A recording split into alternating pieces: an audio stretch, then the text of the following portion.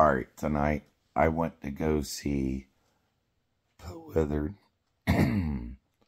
Poe Withered, Dan Goodapple, and Rick Giltner play. And they have this ridiculous band name called Mr. T's Mohawk. What? So I went up there, and I have another video where great experience just going there. Once I was there, I walked outside to smoke a cigarette. This guy walked up, and I got to talking with two other people, and then that guy was listening, and he was like, wait a minute, why are you here?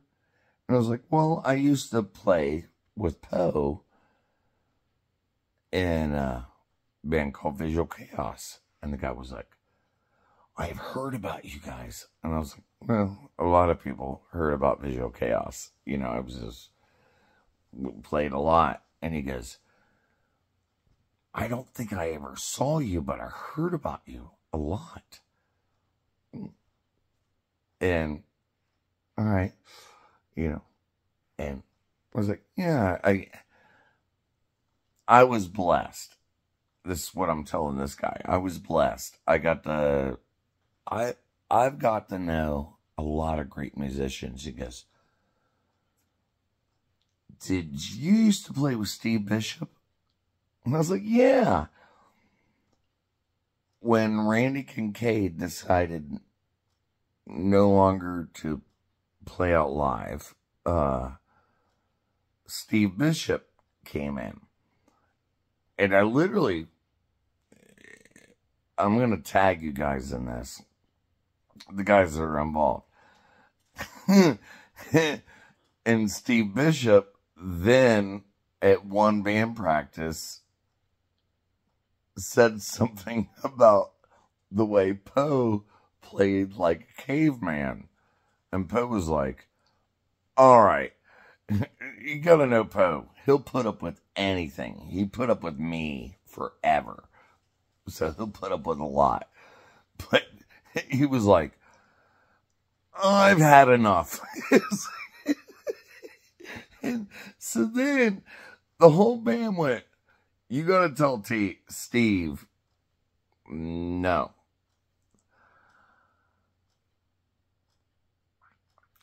And I did, what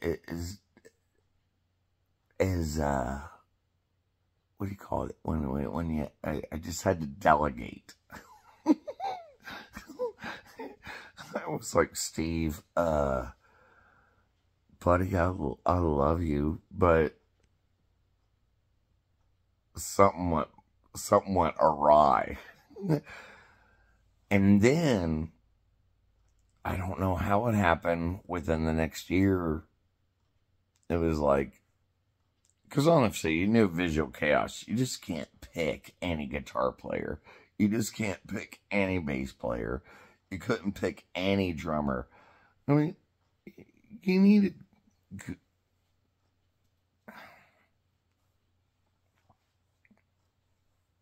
Visual Chaos became something other than any one person.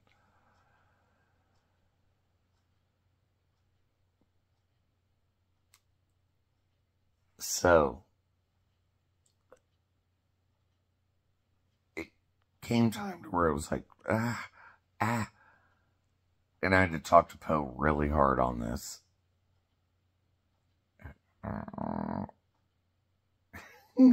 And then Steve came back. And I'll be daggone if Poe and Steve did not become really good friends. I loved seeing that happen. I loved seeing it happen. But tonight, I told this guy about it. We're sitting outside smoking cigarettes as Poe and Dan and Rick Giltner were playing inside. I was like, yeah, this is crazy how it happened. And he goes, I've heard about you. And then other people walked out and they were like, 1330? I was like, yeah, that means it. And I was like, they're great, ain't they? And Jamie or James Beebe,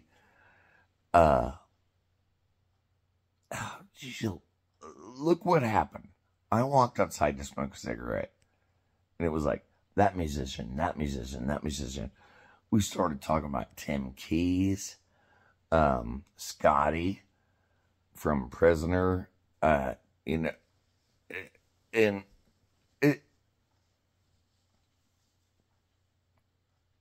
I'm glad, I'm blessed to be who I am in the music industry.